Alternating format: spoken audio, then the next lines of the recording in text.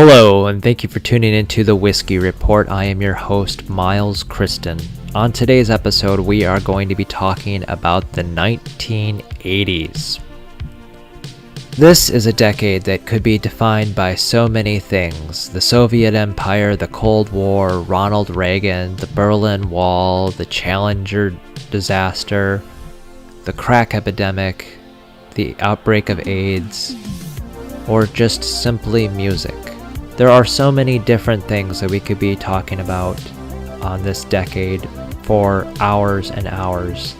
And sadly, we don't have enough time to go over all of it. So I will not be getting into the hair metal, the amazing hip hop and rap music that was made in the 80s. And sadly, we don't even have enough time to really scratch the surface of stories like the Iran-Contra scandal. But what we will talk about are some of the lesser known musicians of the 80s, groups like the Oppenheimer Analysts, and we're also going to talk about some of the movies that came out through the 1980s and talk about some of the news stories that you may have heard of and some you may not have heard of. But first, we're going to start with the year 1980. We're going to talk about a little bit of the music and stories that came out that year. In 1980, Joy Division released its second album, Closer, and these are a few songs from it.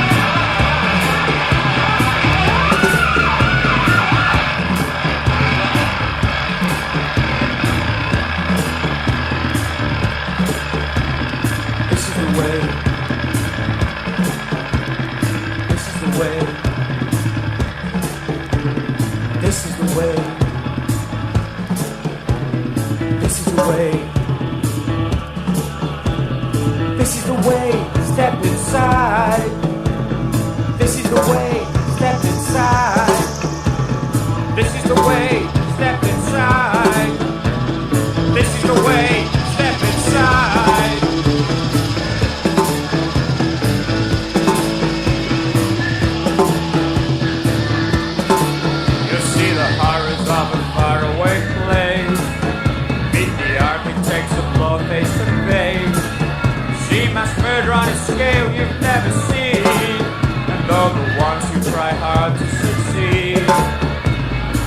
is the way, step inside.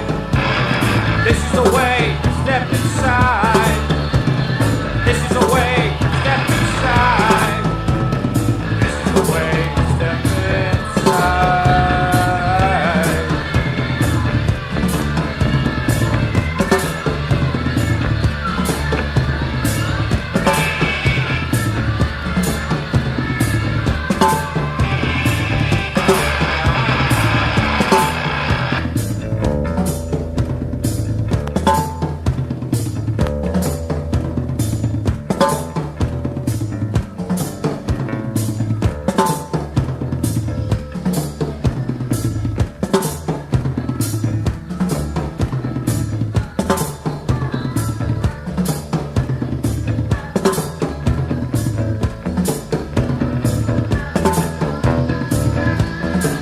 And I picked on the winds of 1,000 or more, still pursuing the path that's been buried for years. All the dead wood from jungles and cities on fire can't replace or relate, can't release or repair. Take my hand and I'll show you what was and will be.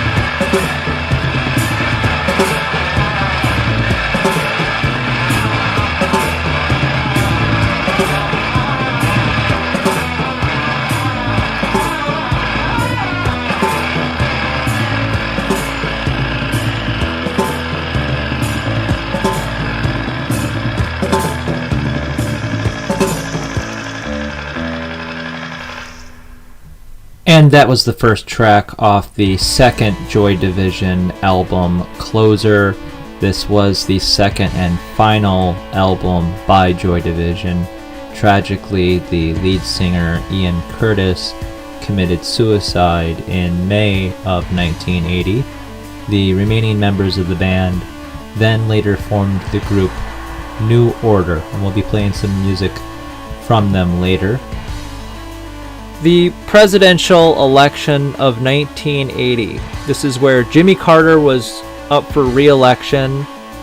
The former governor of California, Ronald Reagan, former actor, was running actually against George Bush Sr. in the Republican primary, where Reagan would win and then George Bush Sr. would become his vice presidential running mate, along with another candidate as well. Now, I can't think of anybody who has documented this election as well and as short and concise as this man, Mr. Beat. If you have a chance, check out his YouTube channel, Mr. Beat. This guy puts together amazing history lessons in a very short, funny, and concise manner. So I'm going to start off with a clip from Mr. Beat.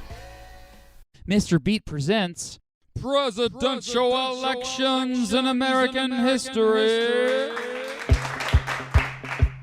The 49th presidential election in American history took place on November 4th, 1980, as President Jimmy Carter faced quite a few obstacles, and things just weren't all peachy. The country faced low economic growth, high inflation and interest rates, and an energy crisis, in which the prices of oil went way up since supply went down in certain areas. This shortage was partially caused by the Iranian Revolution of 1979, in which a new Islamic government hostile hostile to the United States overthrew the old one, and this soon led to the Iranian hostage crisis, in which 52 American diplomats and citizens were held hostage after a group of Iranian revolutionaries took over the U.S. Embassy in Tehran. Carter tried applying economic and diplomatic pressure on the Iranians to get the hostages released, but ultimately, by the time the election rolled around, he was unsuccessful freeing them. As Carter sought renomination by the Democratic Party, he did face challengers. His leading opponent was Ted Kennedy. This was the toughest primary race a sitting president had to go through to seek his party's renomination since President Taft sought renomination in the election of 1912, which, as you already know, ended up splitting the Republican Party. Carter and Kennedy were in a tight race, and some people tried to get Edmund Muskie, who is now the Secretary of State, to run against them both, just to break apart the deadlock between the two. It didn't work, but Carter had more delegates than Kennedy going into the convention, and he won renomination, with Walter Mondale also renominated for vice president. Ronald Reagan was easily the favorite to win the Republican nomination, but he did have several opponents, like George Herbert Walker Bush, the former CIA director and representative from Texas, or this dude,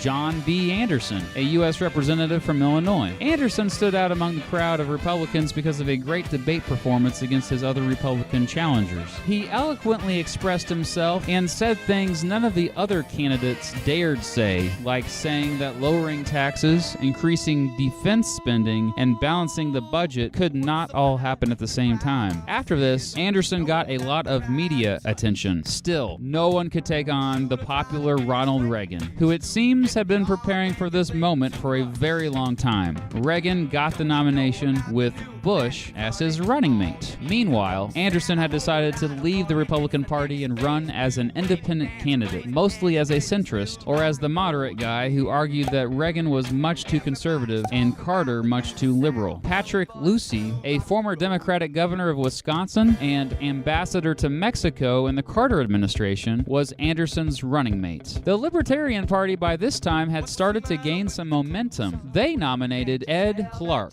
a lawyer who had previously ran for governor of California as the third-party candidate but lost. David Koch, a businessman and engineer from Kansas, was his running mate. Koch is one of the now famous, or infamous, depending on who you ask, Koch brothers. Koch pledged part of his personal fortune to the campaign. The two frontrunners, Reagan and Carter, had two distinct campaigns. Reagan ran a campaign of optimism, while Carter's campaign seemed to be a bit more negative, attacking Reagan for being too far to the right. Reagan called for more military spending, while at the same time calling for a smaller government. Wait. What? Carter's campaign had to defend the Iranian hostage crisis, support for the Equal Rights Amendment to the Constitution, which was supposed to guarantee equality for women but by 1980 was not as popular, and a struggling economy. Not only that, but when the League of Women Voters invited Carter to debate both Reagan and Anderson, Carter turned it down because Anderson was invited. So the debate was a bit weird, with just Reagan and Anderson going at it. Anderson was polling at around 20% at the time. After the debate, Anderson's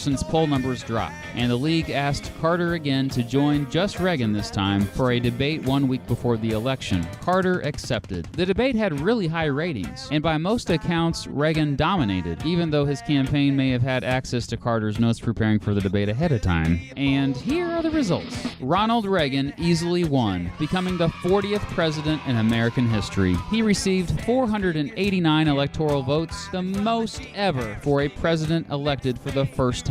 Pretty impressive for a guy who was called a radical by opponents for so long. He also got a strong 50.7% of the popular vote. He was the oldest president ever elected. Jimmy Carter received just 49 electoral votes and 41% of the popular vote. In terms of the popular vote, this was the worst performance by an incumbent president in an election since Herbert Hoover in the election of 1932. In terms of the electoral vote, this was the most lopsided defeat for any incumbent president in an election where only two candidates received electoral votes. I know you're still alive, President Carter, so if you're watching this, I hope you skipped over this part. In third place, John Anderson, who didn't get electoral votes but received a respectable 6.6% of the popular vote. Anderson, who was also still alive, promptly faded into obscurity after this election. Ed Clark finished fourth with 1.1%, the best showing for the Libertarian Party up to that point. George H.W. Bush became the 43rd vice president in American history. Reagan was so popular popular that he helped the Republicans regain control of the Senate for the first time since 1952. This election marked the beginning of what became known as the Reagan Revolution, which marked a dramatic conservative shift in national politics. Within minutes after Reagan was sworn into office, the Iranian hostages were formally released. And of course, Reagan got all the credit, even though the Carter administration did all the work. Lately, honey, you can't dress and slash it till you spend a lot of money. I'll see you for the next election, buddy. Everybody's talking about the new sound, funny, but it's still rock and roll to me. What's the matter with the car I'm driving? Can't you tell that it's out of style?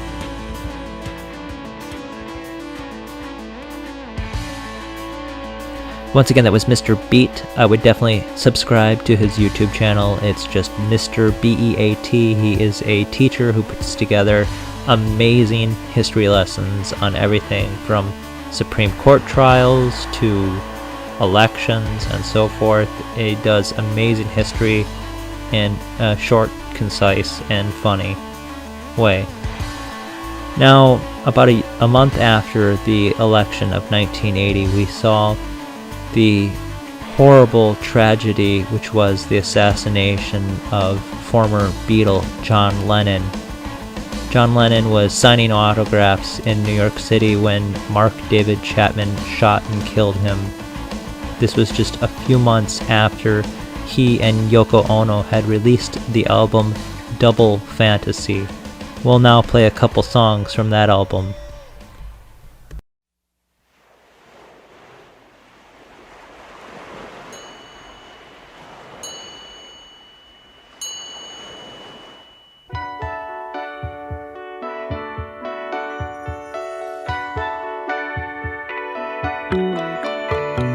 Close your eyes, have no fear. The monster's gone, he's on the run, and your daddy's here. Beautiful, beautiful, beautiful, beautiful boy. Beautiful, beautiful, beautiful, beautiful boy. Before you go to sleep, say a little prayer. Every day, in every way, it's getting better and better. Beautiful, beautiful, beautiful, beautiful boy. Beautiful, beautiful, beautiful, beautiful boy. Out on the ocean, sailing away. I can hardly wait to see you come of age. But I guess we'll both just have to be patient, 'cause it's a long way to go, a hard road to hoe. Yes, it's a long way to go, but in the meantime, before you cross the street, take my hand. Life is what happens to you while you're busy making other plans. Beautiful, beautiful, beautiful, beautiful boy.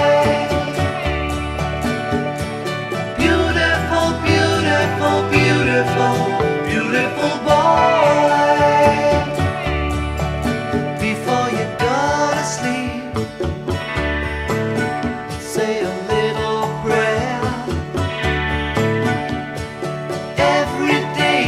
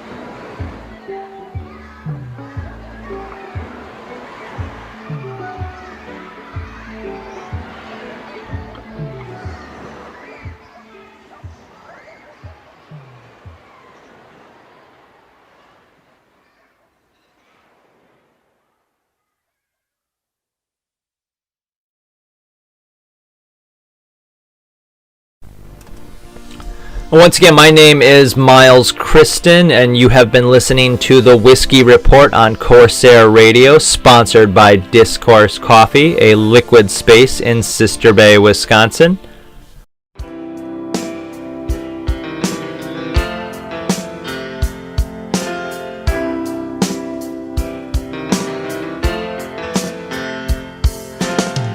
People say I'm crazy,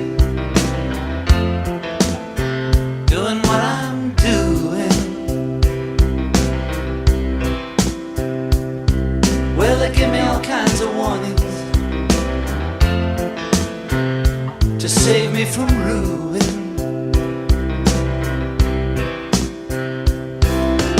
When I say that I'm okay, well, they look at me kind of strange.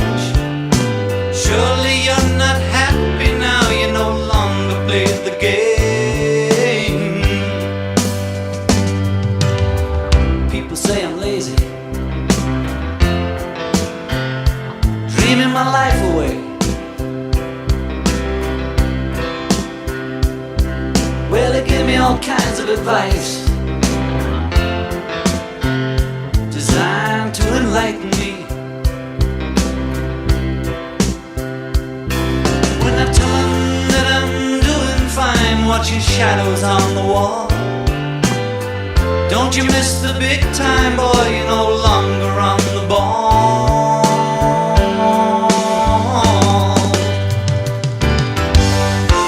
I'm just sitting here watching the wheels go round and round. I really love to watch them roll. No longer riding on the merry-go-round.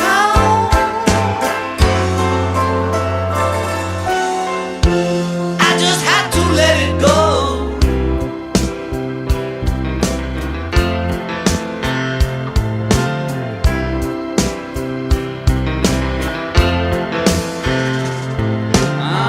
People asking questions, lost in confusion. Well, I tell them there's no problem, only solutions. Well, they shake their heads and they look at me as if I've lost my mind. I tell them there's no hurry, I'm just sitting here doing time.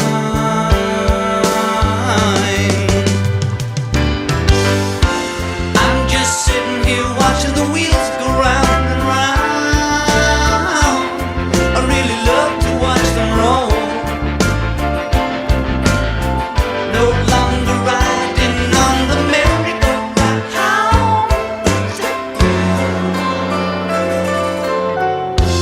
I just had to let it go.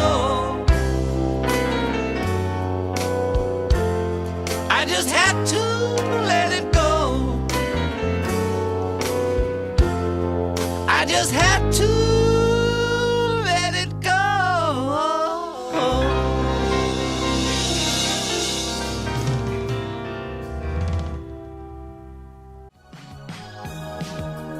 Okay, you just heard a few songs off the album Double Fantasy by John Lennon and Yoko Ono. We will now go into 1981. On March 30th of 1981, President Ronald Reagan was shot outside of a DC hotel after speaking before the AFL-CIO union. He was shot and wounded by John Hinckley Jr. Hinckley also shot 3 others who luckily all survived. That same year, we saw the first of the Indiana Jones series with Raiders of the Lost Ark. Now for some music from 1982. And this is a musical duo that you probably don't know much about. It is something I only discovered about a year ago. The name of this group was called the Oppenheimer Analysts, and I think it's incredibly interesting work. This is, early 80s. These guys put together this electronic music that for some reason is not as well known as it should be. I think these are amazing pieces of work. Andy Oppenheimer of Oppenheimer Analysts, an amazingly interesting musician from Britain, has produced music, has written sci-fi novels, and also has worked as a I want to say counterterrorism expert, or somehow in that world of counterterrorism. And so the first song I'm going to play by them is the song New Mexico.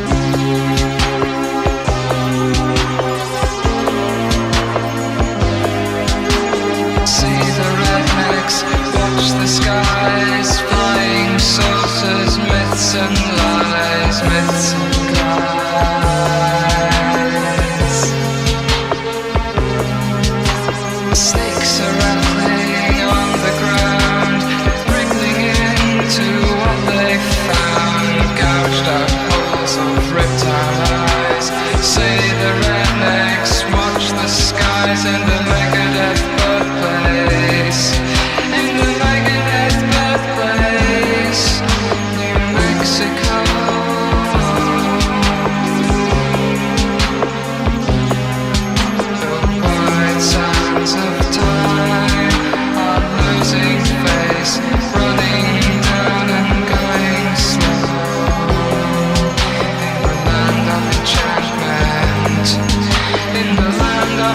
enchantment, in the land of enchantment, New Mexico, New Mexico.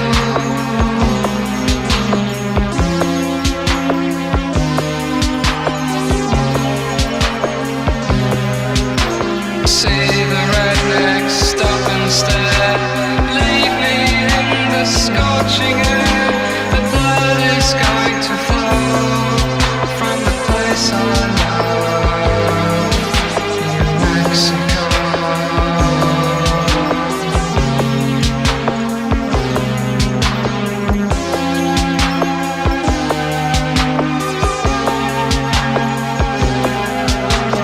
White sands of time are losing face, running down and going slow. In the land of enchantment, in the land of enchantment, New Mexico, New Mexico. See the nuclear family pointing to the sky at me. There's nowhere to go. There's nowhere to go. There's nowhere to go. In the land of enchantment, in the land of enchantment, New Mexico, New Mexico, New Mexico.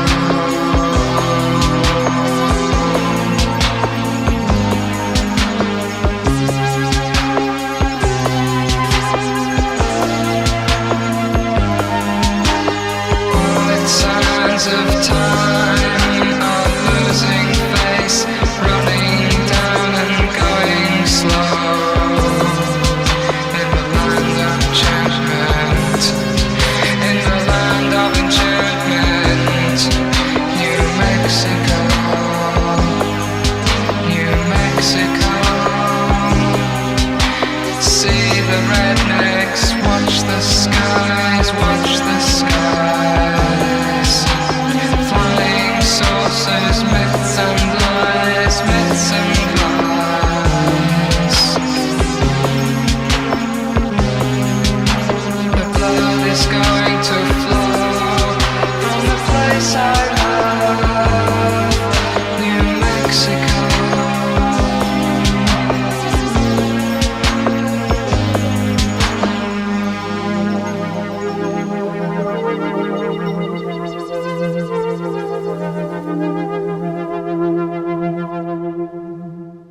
Okay, that was New Mexico by Oppenheimer Analysts, and here's another song by them called Cold War.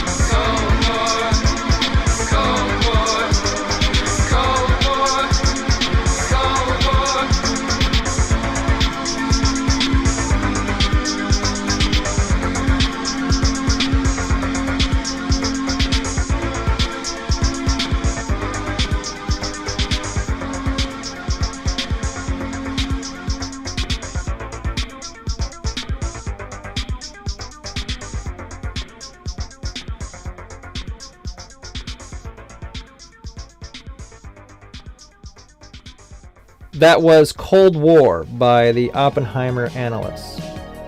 1982 was a great year if you love sci-fi movies. We saw E.T. the Extraterrestrial and Blade Runner. And here's a song from 1983 by the band Big Country called In a Big Country.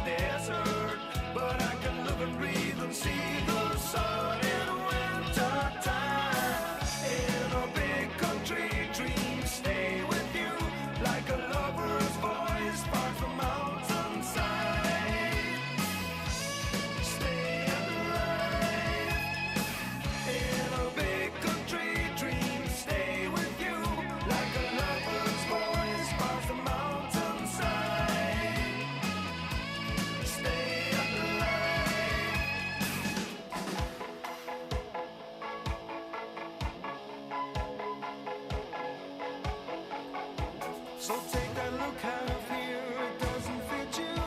Because it's happened doesn't mean you've been discarded. Pull up your head up the floor, come up screaming. Cry out for everything you ever might have wanted. I thought the pain and truth of things that really matter, but you can't stay here with every single one that has shattered.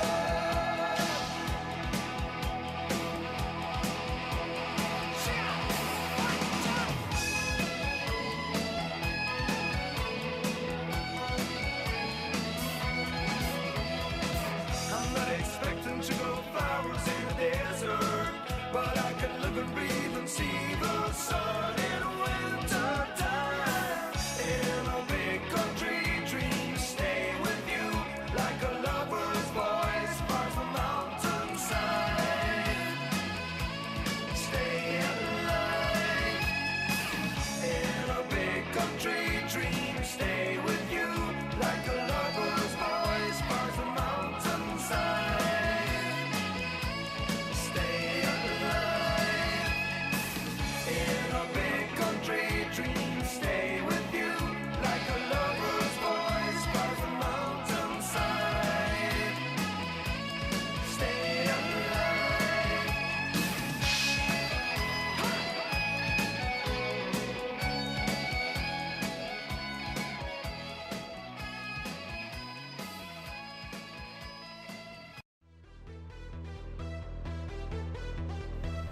And that was the song In a Big Country by the band Big Country from 1983. In the year 1983, we also saw the Canadian cult classic Strange Brew starring Rick Moranis and Dave Thomas. This is one of those movies that you're not usually going to see on a major streaming platform. You know, this is why it's good to have a VCR, because a lot of these classic films that came out in the 80s that are possibly less known, you know, you got a VCR and that's how you're going to see it. Like, for instance, the movie starring Arsenio Hall called Amazon Women of the Moon. It's one of those movies. It's kind of a whole bunch of spoofs and skits of sorts. Things like that, it's great to have a VCR because you can go to a secondhand shop and find these old, great classic VHS films. And now we need to talk about one of the news events from 1983. And in doing research for this episode, I came across the story of Flight 007, and I was shocked to learn about this story. It was a plane that was shot down in the ocean not too far from Russia, and this was, of course, in the middle of the Cold War. This resulted in the deaths of more than 260 people, including a U.S. congressman who was actually a Democrat and the chair of the John Birch Society. And this just led to more tension between the United States and Russia. So I'm going to play a news clip about that story. Thus came the end of an unarmed civilian jet and its unsuspecting passengers. The death of Flight 7. Anxiety had started to mount when the flight from New York to Seoul, with a stop in Anchorage, wasn't heard from for several hours. First reports said the plane had been forced down on the Soviet-controlled Sakhalin Island, which is off northern Japan. Then came the unavoidable savage truth. When the big jet had disappeared from Japanese flight control radar, it had disappeared from the sky itself, obliterated with up to 269 people aboard by a heat-seeking missile fired by a Soviet Su-15 interceptor. Among those presumed dead, United States Senator Larry McDonald and at least 30, possibly 40 other Americans and an Australian family of 4. In Washington, Secretary of State Schultz said this was no accident. He described how the Soviet hunters tracked their prey. Aircraft for 2.5 hours, at least 8 fighters at one time or another were around in the vicinity, and the aircraft that shot the plane down was close enough for visual inspection of the aircraft. President Reagan, at his Californian ranch, was said to have been briefed continually. Spokesman Larry Speaks expressed the president's disgust. Words can scarcely express our revulsion at this horrifying act of violence. A spokesman for Korean Airlines insisted that the plane was exactly where it was supposed to be. I strongly believe that our aircraft must be on course. But in Tokyo, Japanese air controllers said not true, that Flight 7 was substantially off course and well into Soviet airspace, over some of the most sensitive and jealously guarded airspace the Soviets have. Because underneath is a nuclear submarine base, an air fighter base, and a missile testing range. From Moscow, the silence was deafening. TASS said only that the Soviet fighters were trying to help an unidentified aircraft land, but that it ignored their warnings and continued flying unimpeded, said the Soviets, towards the Sea of Japan. Now from 1984, this is Charming Man by The Smiths.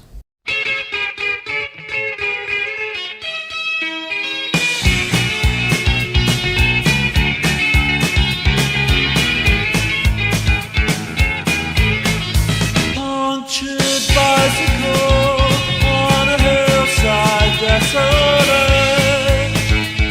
Will nature make a man of me yet? When in this charming car, this charming man, why pamper life's complexity when the leather runs smooth on the passenger seat? I would go out tonight, but I haven't got a stitch to wear. This man said it's gruesome that someone so handsome should care.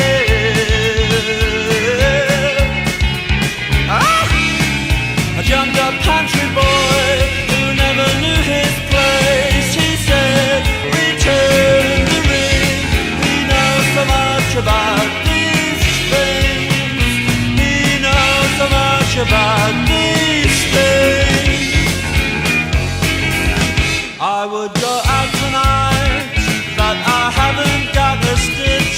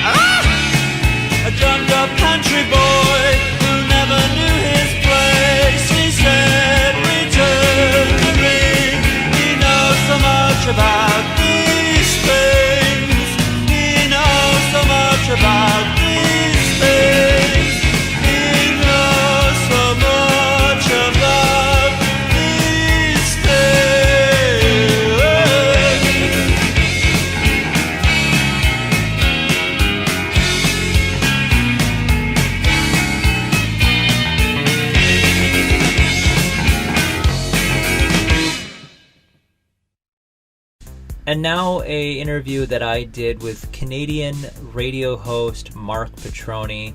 He is a news talk radio host out of Mississauga, right near Toronto in the province of Ontario. He is a little bit more on the conservative side, and this is just one perspective of somebody who is older than myself, who lived through the 1980s, and what they saw as far as the political climate of the time. Once again, this is an interview with Canadian radio host Mark Petroni. Well, first off, as far as music, what would you say were some of the greatest musical groups music made in the 80s? Wow. Well, I mean, Guns N' Roses came out with Appetite for Destruction. I mean, that was sort of one of those seminal records, maybe one of the greatest debut albums in history. Hugely popular and remains a staple on classic rock radio. But you also had artists like in the pop realm, you know, like Madonna, for instance. Prince was huge. Michael Jackson. You know, Brothers in Arms came out with Mark Knopfler and Dire Straits. That was another huge album when CDs were coming in. And so those were some of the bands that were dominating the landscape at the time. And out of Britain, you had sort of the new wave, kind of new romantic sounds, you know, Spandau Ballet and bands like that. We used to listen to a lot of that stuff back in the day. So dance music, it was like disco. This was kind of the post-disco type of era. So you had sort of more of organic sounding disco music, like Chic, for instance, in the late 70s. And then in the 80s, it sort of morphed into more electronic type music, like New Order, and bands like that became huge in the dance areas and the discos. And so I mean, those were types of records that came out that were huge at the time. But yeah, there was a lot of great music that came out in the 80s. And now, being in Canada, maybe it was a little bit, maybe the Cold War is a little different, but I mean, I guess anywhere you lived in the world, the Cold War was a serious thing. You know, looking back on the 1980s, and I mean, basically, you know, we had Ronald Reagan, and then in 88 we got Vice President Bush became president. It was Trudeau's father prime minister in the 80s. Okay, well, what happened was Trudeau's father, Pierre Trudeau, was the prime minister early on in the 80s, so the first few years. But that was the end of the Trudeau era, the first Trudeau era. What came in after that in 1984, Brian Mulroney was one, perhaps the biggest, or maybe the second biggest, depends on who you ask, majority in. It was a massive victory for the Conservatives in 1984. And so he's what they used to call the progressive Conservative prime minister. And so he was certainly to the right of a guy like Pierre Trudeau and the Liberals. So he did move the needle conservatively somewhat, not enough for some people's liking, but he was certainly a major friend of Reagan at the time. And the two of them, you know, they would get together and have sort of this Irish kind of summit, you know, and you sing When Irish Eyes Are Smiling and the rest of it. So they had a good time. They had a very good rapport, very good relationship. And Mulroney was able to get some agreement from the United States on acid rain at the time was a big issue. And so they were able to reach that. And then the other thing that Mulroney pushed a little later on was the free trade agreement. So you had NAFTA at the time, the North American Free Trade Agreement, and it began between Mulroney and Reagan. They got together, their staffs got together, administrations, and said, well, how do we make this work? How do we reduce the regulations between our two countries in order to, make things better for jobs on both sides, and we don't have to bother with so much red tape, and we can both grow and we can both improve our economies. And so they struck this deal, and then there was another election in 1988, which Mulroney won again, and which basically sealed the deal in terms of this agreement, this NAFTA agreement between Canada, the United States, and then Mexico came along. So they had an excellent relationship, but they also had a lot of agreement in terms of forming an alliance against what was then the Soviet bloc. Okay, so at that time you had Soviet Russia and a host of satellite nations which were very much under the thumb of Moscow at the time. Countries like Romania and Czechoslovakia before that splintered. You had East Germany, and let's see if I can name them all here. I know Hungary. That was little countries as well that were kind of part of Russia and kind of not, like Latvia and those sorts of countries like that, Estonia. And so you had all those countries and forming that bloc in the East. You had China off doing kind of its own things because, yeah, we thought of them as part of the communist bloc, but they were as much at odds with Soviet Russia as almost we were, because they would have border skirmishes and border issues and sort of thing, and so neither of them trusted each other. And so at the time you had Mulroney and Reagan, and of course you had Thatcher in the UK, who was a conservative, and you also had, I believe it was Helmut Kohl in what was then West Germany. And so between those leaders, you had this solid foundation of opposition to the Soviets. And so Reagan really did some things which led to the end of the Soviet bloc. And it was that opposition, that refusal to appease to the Soviet bloc, and basically outspending the Soviets. But there were other aspects to the fall of the Soviet Union towards the end of that decade. And Reagan was key to helping make that happen. And so that led to the fall of the Soviet bloc and a movement into more of what we have today. And what happened in the early 90s under Clinton was and Chrétien up here, who was prime minister at the time, was bringing China into the World Trade Organization.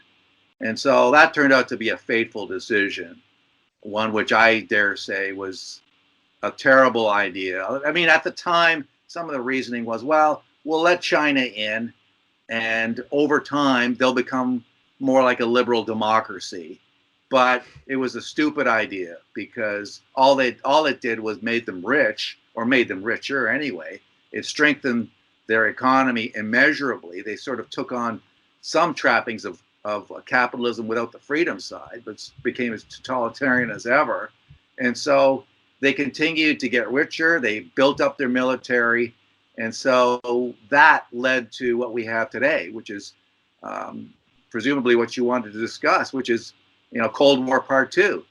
In this case, it's China, and it's the West. And Russia has, again, this kind of uneasy relationship with China, but they just recently signed a tens of billions of dollars worth of trade deal between those two countries. And so basically Russia is feeding China the energy it needs in order to continue building.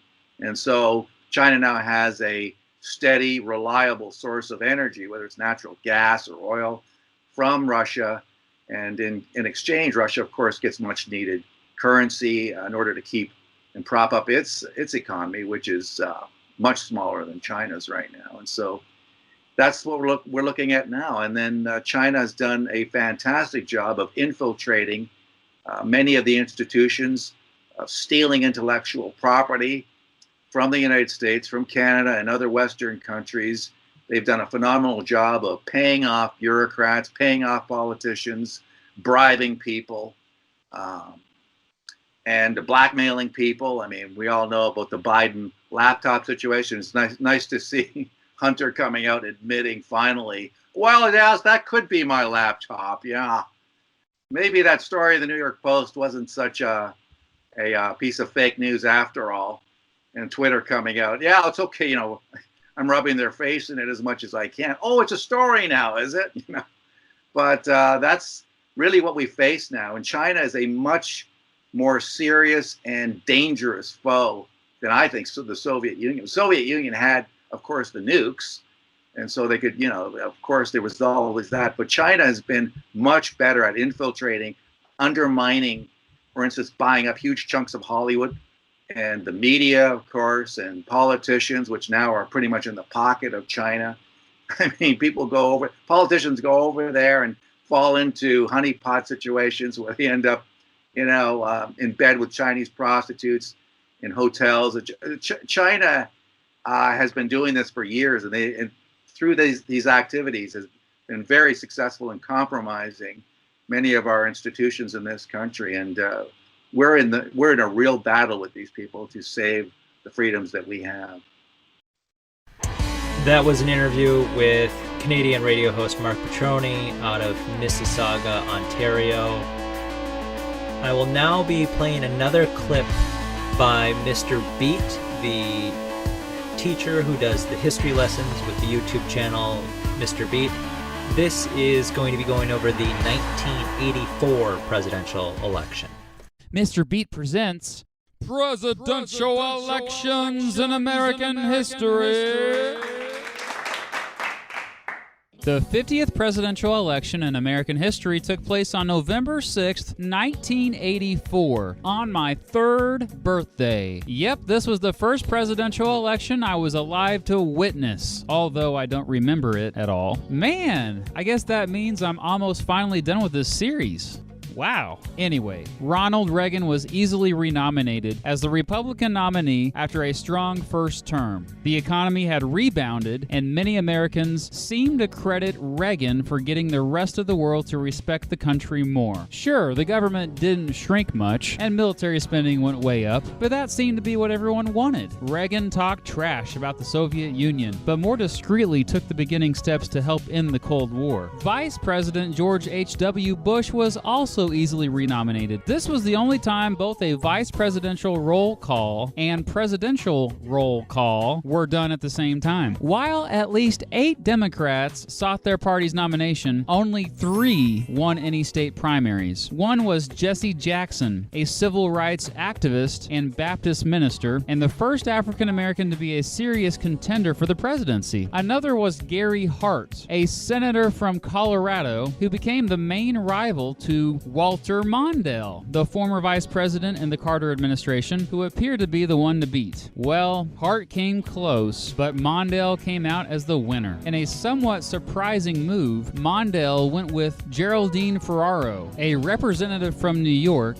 as his running mate. She became the first major party female vice presidential candidate in American history. Mondale and the Democrats probably figured, what the heck, Reagan is so popular, we need to do whatever we possibly can to get the attention of voters to sway them our way. Despite his old age, Reagan was now 73, he seemed unstoppable. Still, opponents questioned how well he could continue to be the commander-in-chief at his age. In response, at one of the debates between him and Mondale, he joked, "I will not make age an issue of this campaign. I am not going to exploit, for political purposes, my opponent's youth and inexperience."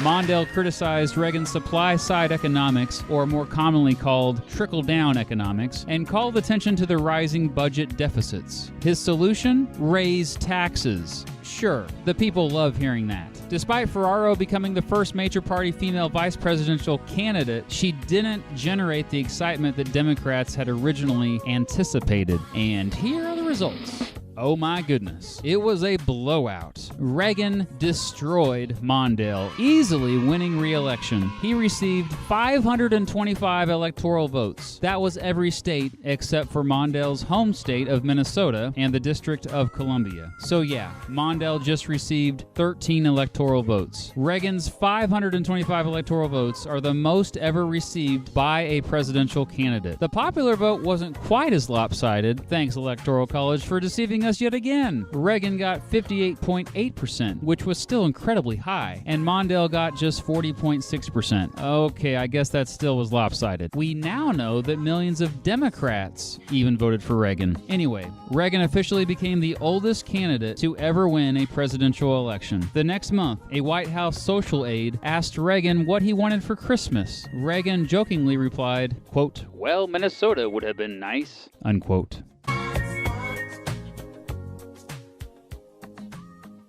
I'll see you for the next presidential election, buddy.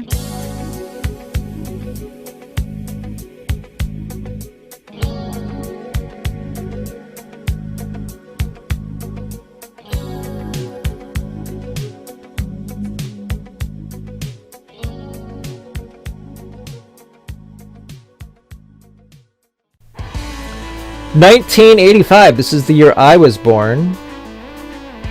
We saw Back to the Future, which many would consider to be one of the greatest sci-fi movies ever made. From 1985, this is the song She Sells Sanctuary by The Cult.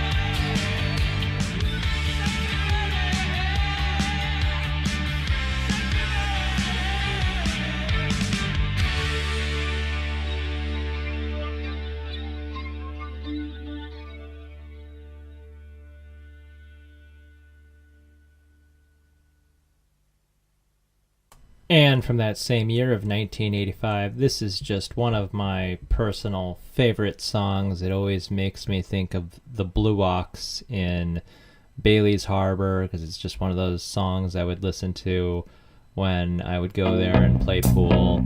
This is the Dire Straits, So Far Away From Me.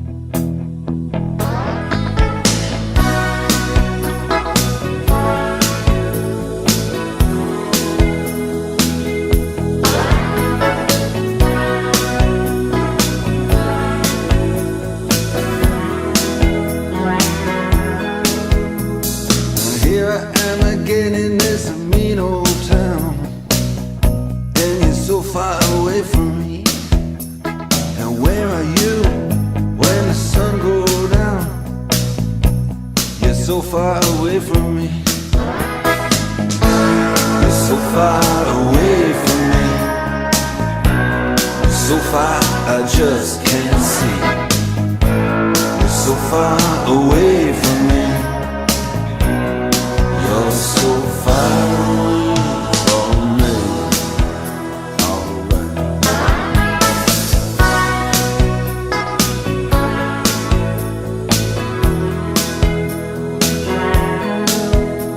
I'm tired of being in love and being all alone when you're so far away from me. I'm tired of making out on the telephone, so far away from me. You're so far away from me.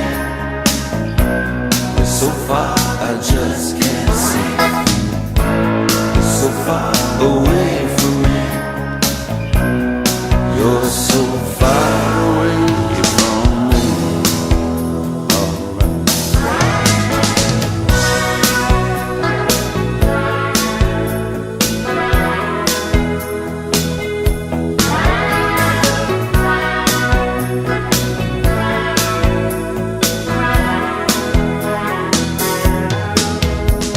And I get so tired when I have to explain, and you're so far away from me.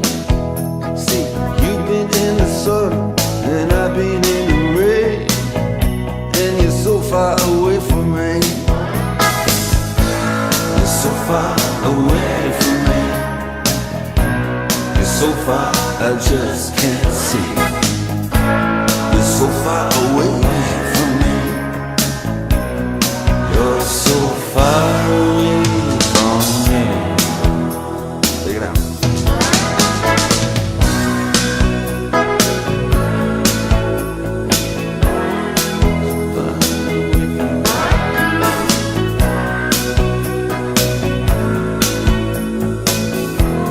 So far away from me.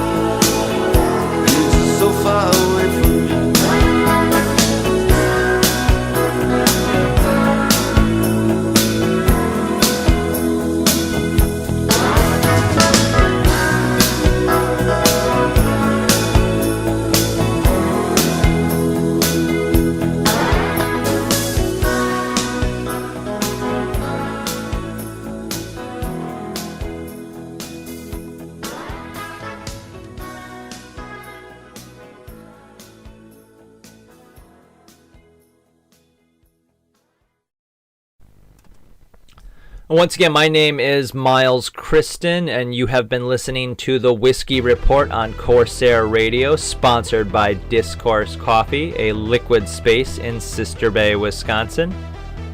1986, this was the year we saw the movie Ferris Bueller's Day Off, one of many John Hughes films to come out that decade. We saw the movie Short Circuit, we saw the David Lynch movie Blue Velvet. It was the same year as the Challenger disaster. It was the same year as the Chernobyl meltdown in Russia. But with so many stories that we could be talking about in the 1980s, there isn't exactly a good starting point because these are things that were going on throughout the entire 80s. You know, the crack epidemic, the outbreak of AIDS. We could be talking about the Iran-Contra scandal and when it was discovered or when it started.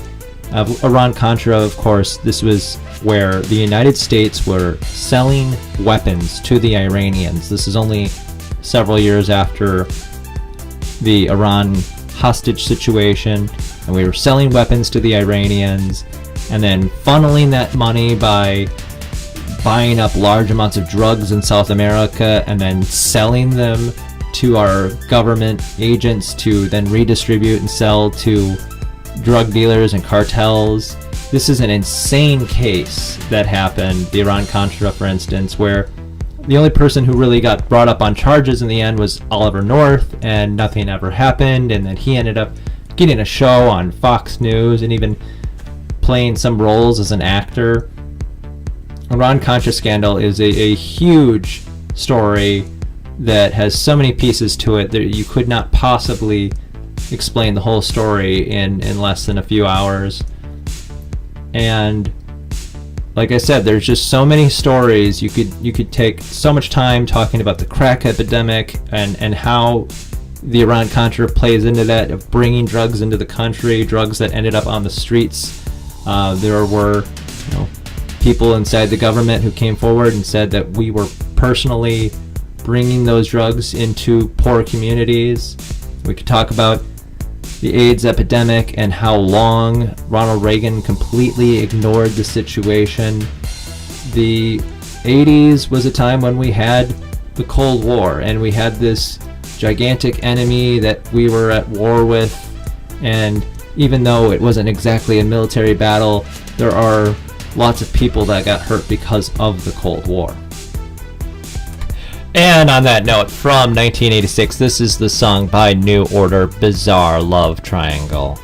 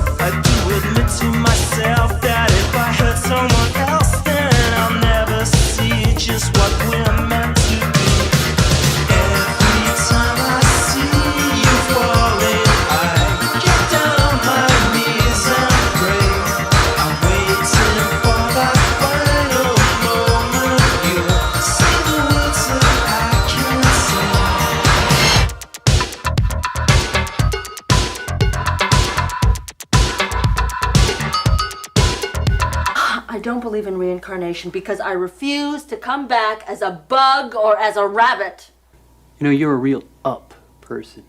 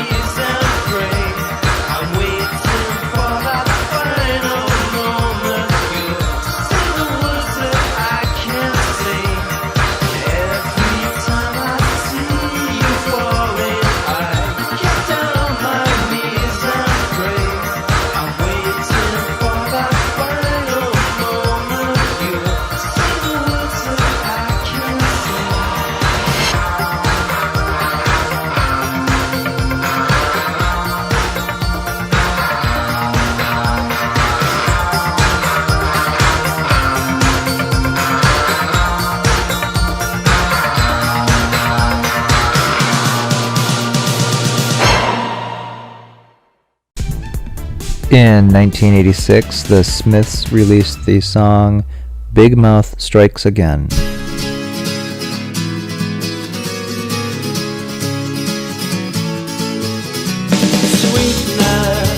Sweetness, I was only joking when I said I'd like to mash every tooth in your head. Oh, sweetness, sweetness, I was only joking when I said by rights you should be bludgeoned in your bed. And now I know how Joan of Arc felt. Now I know how Joan of Arc felt. As the flames rose to her Roman nose and her Walkman started to melt.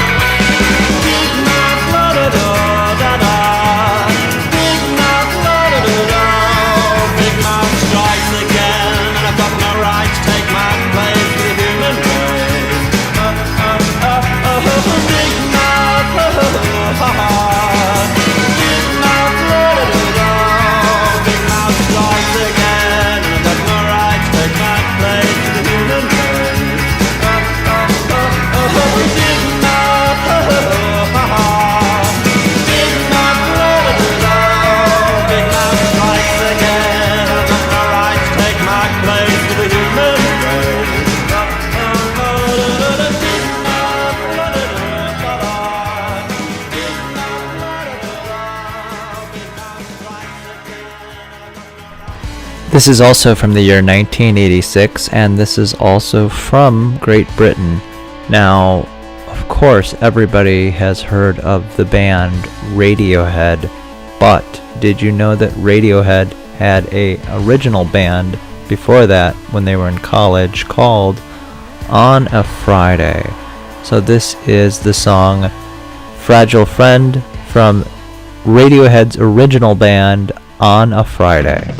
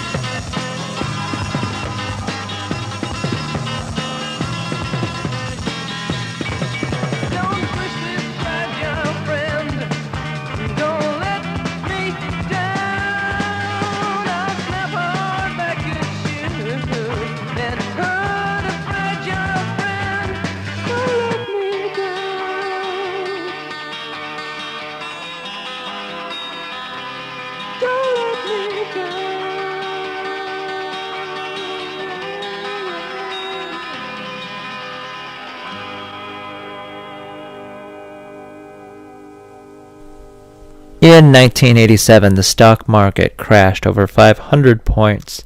This day was known as Black Monday. Here is a news story from 1987. Good evening. Today is Black Monday, the day the Dow dropped more than 500 points. The day the Dow dropped more than 22%, almost double the rate of the Black Monday that signaled the beginning of the crash of 1929. But this crash of 1987 is not just an American experience. Around the world, stock markets fell faster than a skydiver without a parachute. The panic starting in Tokyo this morning while the West slept. One cause of the sell-off was reaction to last week's 236-point drop in the Dow. The result, the Nikkei average was down 260 yen. Then, like a plague, sell fever headed west. In Frankfurt, fears of higher interest rates in the U.S. triggered the drop there. In 2.5 hours of trading, the Commerzbank share index fell 132 points. In London, an even larger drop. The British market, trying to cope with Friday's national computer failure, was thrown into a near panic. The result, the London Financial Times index down more than 183, the biggest one-day drop in Britain's history. And from there to Wall Street, where the numbers speak for themselves. Unofficially, the Dow stands at 1738.41, a drop of more than 508 points, with a volume of more than 604 million shares. Proof, as Alec Roberts reports, that the panic hit a fevered pitch. From the opening bell, the market was in free fall. After last Friday's record 108-point loss, analysts had expected a rally. Instead, it's a panic. Everyone's in panic. Everybody, we're trying to find a bottom. We're trying to, as a floor broker, I see stocks trading 10 points below where they traded Thursday, and I'm saying this has to be the bottom. And then they trade 5 points lower than that. By noon, the market was down about 150 points. The tape delayed by more than an hour. But it only got worse as trading brokers struggled to cope with a blizzard of sell orders. New Mexico, we have some work here to do. Since the market hit a high of 2,722 last August, it lost 17.5% of its value to 2246 by Friday, and another 508 points today. More and more analysts believe that the bear market is here to stay. It's not that the economic news is so much worse. In fact, some indicators are showing unexpected strength. It's the psychology that's changed. While for 5 years investors have looked at the economy as a glass that is half full, now they're seeing it as half empty. Reasons for the decline have been floating around for months, an accident waiting to happen, according to one analyst. Renewed inflation fears with a decline in the dollar, rising interest rates, and huge budget and foreign trade deficits, a nation living for too long beyond its means. The results of the decline will hit millions of people in their investments, pension plans, their mutual funds, and eventually every segment of the economy. Higher interest rates, for example, will hurt the housing market. Even normally optimistic analyst Larry Wachtel doesn't see a quick recovery. What usually happens in cases like these where the psychology has been so scarred is that once there is a technical rally back in which people unload on the rally, then you go through a long quiet period. The people that got out don't want to get in. The people that wanted to get in aren't sure about whether they want to get in now. And so you go through a long quiet convalescence period. President Reagan, however, was more optimistic. Where our productivity is up, so is our manufacturing product up. There is no runaway inflation as there has been in the past. So, as I say, I don't think anyone should panic. In New York, this is Alec Roberts reporting. And now from 1987, this is the song Just Like Heaven by The Cure.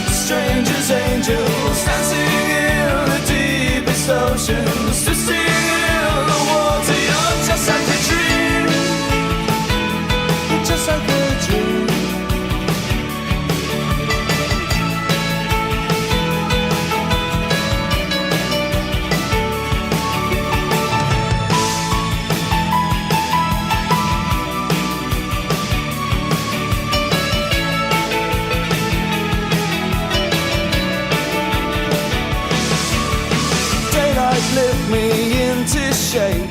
I must have been asleep for days. Moving lips to breathe her name. I opened up my eyes and found myself alone, alone, alone above a raging sea. I stole the only girl I loved, drowned her deep inside of me. You, soft and lonely, you, lost and lonely, you, just like heaven. And now in 1988, after 8 years with Ronald Reagan as president, George Bush ran for president in the 1988 election, and so I will once again turn to Mr. Beat to concisely tell us the story of an American election. Mr. Beat presents Presidential Elections in American History.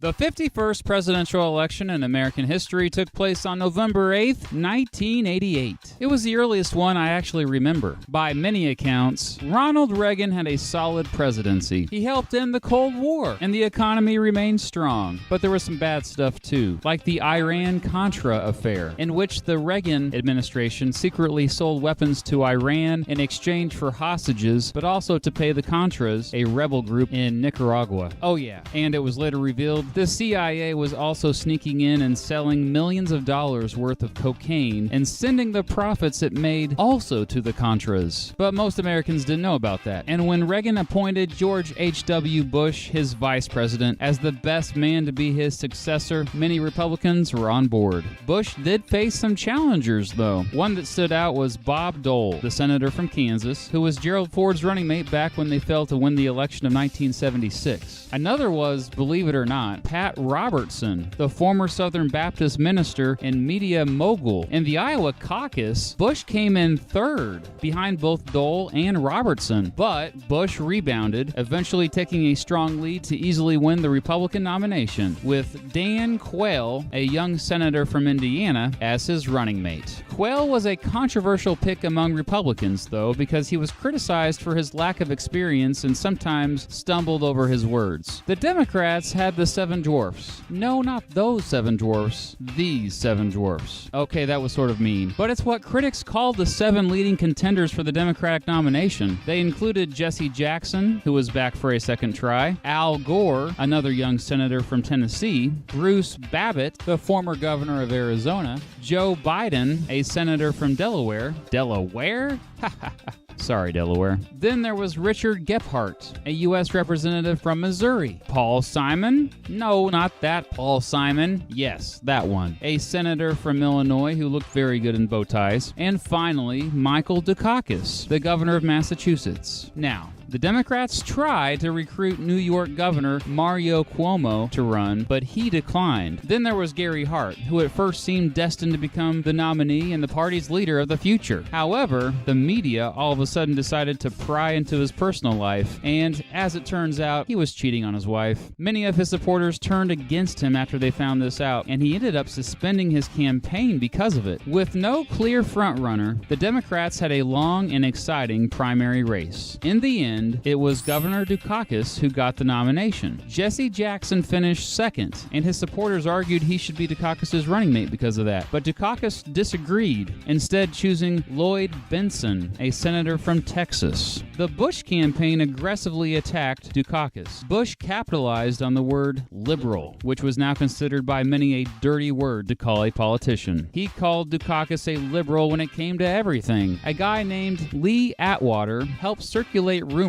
to the media that Dukakis' wife Kitty had burned an American flag to protest the Vietnam War, even though it wasn't true. Bush argued Dukakis was ignorant when it came to the military, and Dukakis responded poorly to these criticisms and rumors. I mean, he staged a photo op where he rode around in a tank to try to prove he knew military matters, and it backfired horribly. That, a poor debate performance, and the fact that Bush was capitalizing on a good economy and Reagan's popularity all greatly hurt Dukakis. And here are the results. George Herbert Walker Bush easily won, becoming the 41st president in American history. He received 426 electoral votes and 53.4% of the popular vote. Surprisingly, since this election, no candidate has been able to match or surpass these numbers. Michael Dukakis received just 111 electoral votes and 45.6% of the popular vote. Bush became the first sitting vice president to win a presidential election in 152 years. The last one was Martin Van Buren back in 1836. Dan Quayle became the 44th vice president in American history. Bush had campaigned as the candidate who promised to never ever raise taxes. We'll see if that holds up.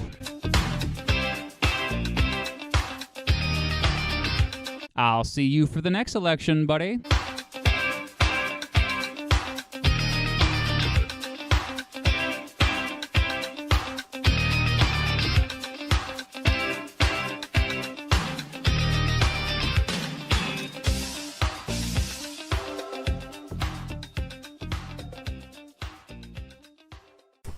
And you just heard another amazing clip by Mr. Beat.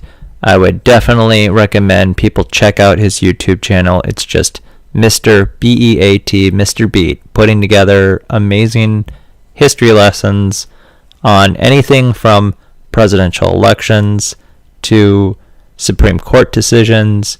He also will do interesting comparisons between states or cities, and he puts together all sorts of history lessons into very short videos on YouTube. Check him out, Mr. Beat.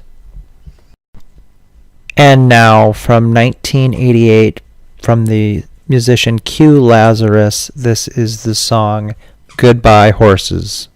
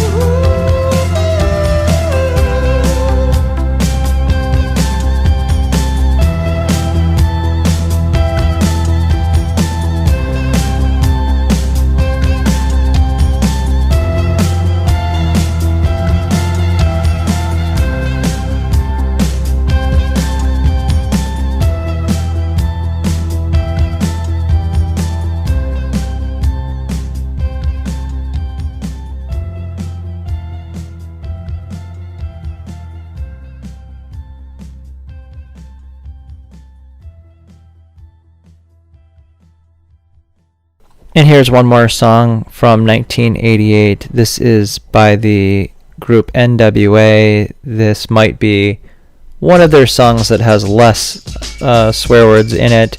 This is Express Yourself.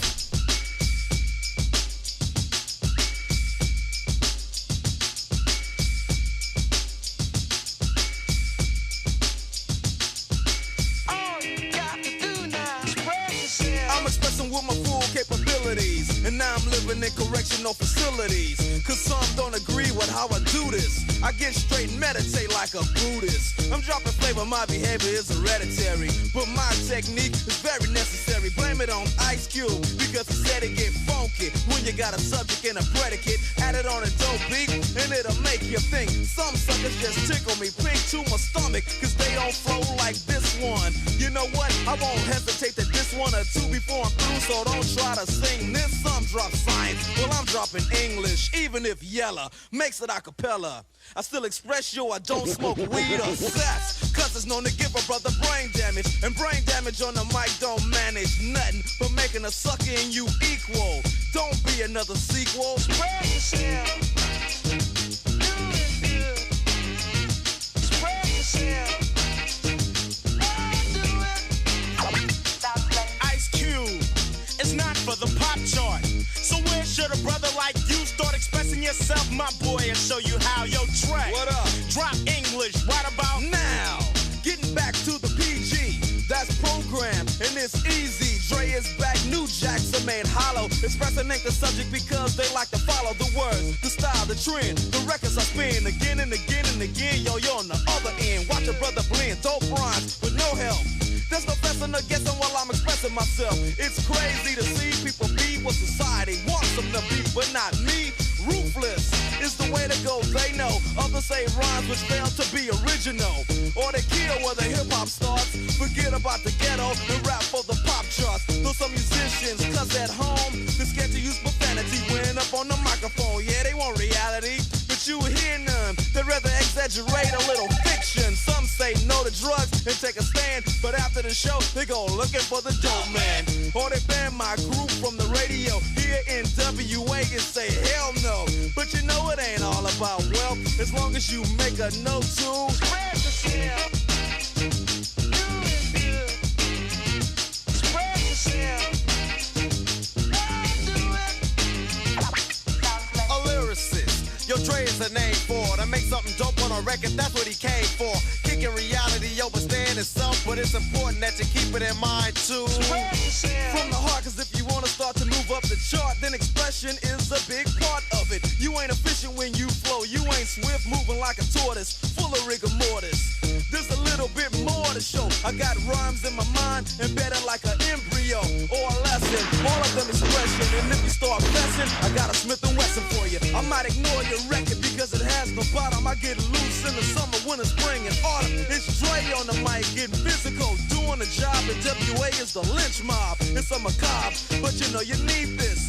And the knowledge is going just like a fetus or a tumor. Well, here's the rumor: Dre's in the neighborhood and he's up to no good. When I start expressing myself, yell slam me. Cause if I stay funky like this, I'm doing damage. Or I'ma be too hyped and need a straight jacket. I got knowledge and other suckers lack it. So when you see Dre, a DJ on the mic, ask what it's like we're getting hyped tonight. Cause if I strike, it ain't for your good health, but I won't strike if you just spread yourself.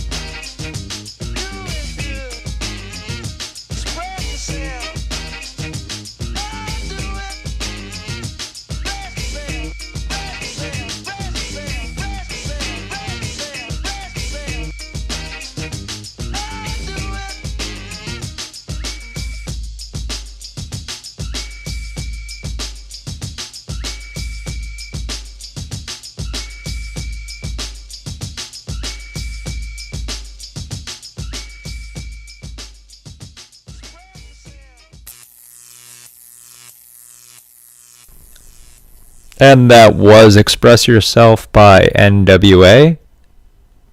My name is Miles Kristen. You have been listening to the Whiskey Report. As we wrap up the 1980s, we would definitely need to talk about 1989, the fall of the Berlin Wall, in many ways signifying the end of the Cold War, the end of the USSR. The 1980s could be defined by so many things, the good and the bad, the amazing music, the amazing movies that came out of it. It could also be defined by people like Ronald Reagan, the AIDS epidemic, the crack epidemic, and so many tragedies like losing John Lennon and the Challenger, the Chernobyl. There are so many things we could talk about as far as the 80s. Like I said before, the Iran-Contra scandal is probably one of the most significant of all, and there's so much that went into that. But looking back on the 80s, I probably focused a lot on the British and dance music that came out, because that's just my favorite of all of it. But to leave today, I will be playing one last song. This is an early song by the Pixies. This is Wave of Mutilation by the Pixies. Once again, you've been listening to The Whiskey Report, and I am your host, Miles Christen. Thank you for listening.